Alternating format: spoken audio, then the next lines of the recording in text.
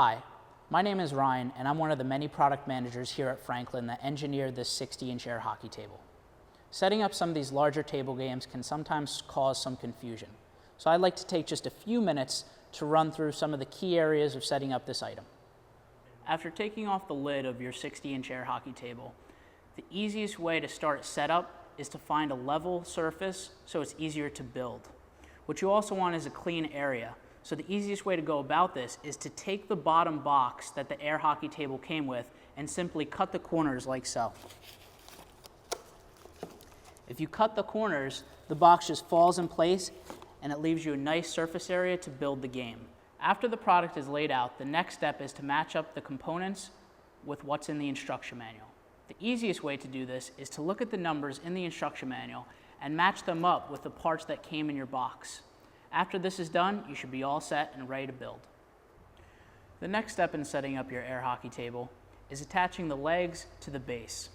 This is done by taking the leg. You'll notice in the instruction manual there's 2 left legs and 2 right legs. This is differentiated between the bolts on each side. You'll see there's 2 cutouts and 1 cutout in each of the legs. So what you do is you attach the leg to the sides by putting part number 5 through part number 6 and using the Allen wrench, part number 10, to connect the leg. You do this using 3 bolts per leg on each side.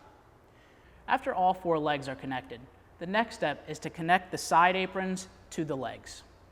You do this by attaching 4 screws, or part number 7, into part number 4, the end apron. What you want to make sure is that the glossy side of your end apron is facing the outside. So when you put it on the legs, you have the glossy side and you have the matte black side.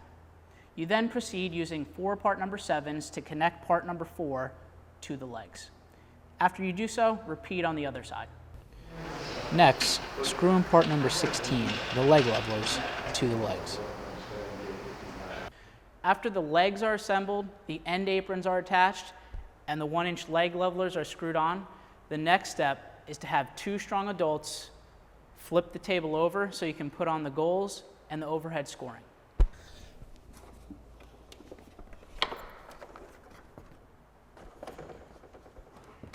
The next step after flipping over the table is to attach the goals. Please note that it does not matter which side the goals go on. You attach the goals using 4 screws. Before the goals are attached to the table, please note that this wire is to thread through the hole here. Start by threading the wire through the first hole in the end apron. Once the wire is threaded through the hole, gently nudge the goal onto the top of the table. You'll then see that there are specific cutouts in the table to thread the wire through.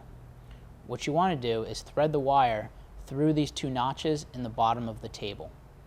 Once you do this, you won't then want to connect the wire to the control box. Be sure to connect the wire to the correct side of the control box. After the goals have been installed, the next step is to attach the overhead electronic scoring. This is done using 2 side connectors, 2 overhead poles, and 1 electronic score. Please note that 1 hole has been pre-drilled into the table so that you can attach the wire underneath the table to the other electronic components. For your convenience, we included an extra threading wire to come with this electronic score. This threading wire is used to pull this wire through the pole and attach to the overhead scoring. Once you thread this through the pole, you can remove and discard. Please note that before you attach the side component to this, you should first thread the wire through to make it easier for you to run through the bottom of the table. Once you've finished installing the plugs on the bottom of the table, the last remaining steps is installing 2 batteries to the top of the electronic score and plug in the game. Once this is done, you're ready to play. To maximize the playability of your air hockey table, here are a few quick tips on maintaining the play surface. I highly recommend at all times that the surface is covered by a cloth, a sheet, or something that can cover it and protect it from dust. If this is not done, here are a few techniques I'd recommend to maintain the table surface. 1. You can dampen a cloth or a paper towel and gently rub it over the play surface to get rid of the dust. 2. If you still continuously see problem areas on the table, you can take a needle and gently push through each hole where you see a problem area on the table. From then on out, you should have smooth puck float and a faster play surface. Thank you for taking the time to review our online instructional video. I hope it helped.